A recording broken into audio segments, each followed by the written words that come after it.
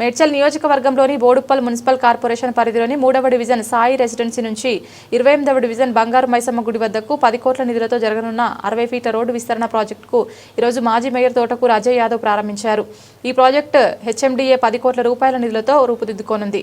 ఈ కార్యక్రమంలో Medchal B block ప్రధాన కార్యదర్శి కొత్త కిషోర్ గౌడ్, మాజీ కార్పొరేటర్లు కొత్త చందర్ గౌడ్, సుమన్ నాయక్, చీరాల నరసింహ, రాములు, పులకండ్ల జంగారెడ్డి, మాజీ కోఆప్షన్ మెంబర్ రంగా, బ్రాహ్మణ గౌడ్ మరియు కుర్ర శివ శంకర్ తదితరులు పాల్గొన్నారు.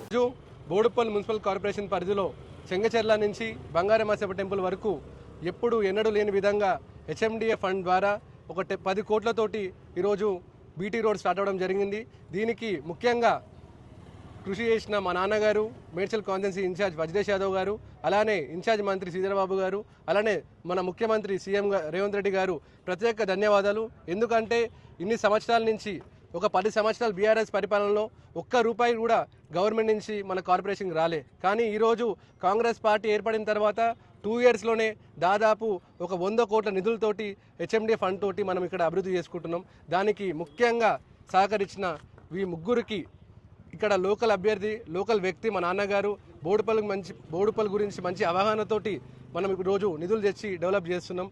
గత మాజీ మంత్రి ఒక్క రూపాయి నిధులు తీసుకురాకుండా 10 సంవత్సరాలు రోజు బోడుపల్లికి రావాలి, కొబ్బరికాయ కొట్టి పోవాలి. ఎవరి నిధులు అంటే మున్సిపాలిటీ నిధులు. ఒక్క రూపాయి నిధులు తీసుకొని రాలేదు గత బీఆర్ఎస్ గవర్నమెంట్. కానీ కాంగ్రెస్ పార్టీ ప్రజల పక్షాన ఉండి ప్రజాపాలన రాగానే దాదాపు 10 కోట్ల నిధులతోటి ఈరోజు రోడ్ స్టార్ట్ అవ్వడం జరిగింది. ఇంత పెద్ద ఎత్తున ఏ రోజు కూడా మన బోడుపల్లి కార్పొరేషన్ డబ్బులు రాలే. ప్రజలు కూడా గమనించాలి. ఎలక్షన్లు వచ్చినప్పుడే బీఆర్ఎస్ నాయకులు వస్తారు, తిరుగుతారు. కానీ ఇక్కడ ఉన్న మేము లోకల్ వ్యక్తులం అందరం ప్రతిరోజు తిరిగి పబ్లిక్ ఏ అవసరం ఉన్న దగ్గర ఉండి ఇక్కడ పని చేపిస్తాం. ఇప్పుడు మన గతంలో మనం చూసిన రీసెంట్గా ఒక ఇంటర్వ్యూలో ఒక చోటా నాయకుడు బీఆర్ఎస్ నాయకుడు మేము ఎస్ఎన్డిపి నిధులు 60% కంప్లీట్ చేసినాం, ఇంకా 20%కి 30%కి డబ్బులు కాంగ్రెస్ పార్టీ ఇస్తలేదని చెప్పేసి నేను ఒకసారి రమ్మని చెప్తున్నా. ఎస్ఎన్డిపి ఎక్కడ పని అయిందో చూపిమని చెప్తున్నా. 10% కూడా ఎస్ఎన్డిపి నిధులు కాలే. ఏదో కేటీఆర్ గారు వచ్చారు 110 కోట్లది కోసం ఇనాగ్రేట్ చేసి పెద్ద శిలాపలకం పెట్టిపోయి ఒక పని కూడా స్టార్ట్ చేయలే. వాళ్ళు దానికి 20 లక్షలు ఖర్చు పెట్టారు. కానీ అక్కడ ఒక 10 కోట్ల పని కూడా కాలేదు. ఎందుకు కాలే అంటే ఒక సరైన అడ్మినిస్ట్రేషన్ లేదు, అడ్మినిస్ట్రేషన్ తెలియదు, పరిపాలన లేదు. వాళ్ళకి ఎంతసేపు అభివృద్ధి కాదు ముఖ్యం, మాకు డబ్బులు ఎట్లా వస్తున్నాయి, మేము డబ్బులు పెట్టి ఎట్లా తీసుకోవాలి, వాళ్ళకి అదే ఆలోచన ఉంది. కాబట్టి ఇప్పుడు ప్రజలందరూ గమనించాలి.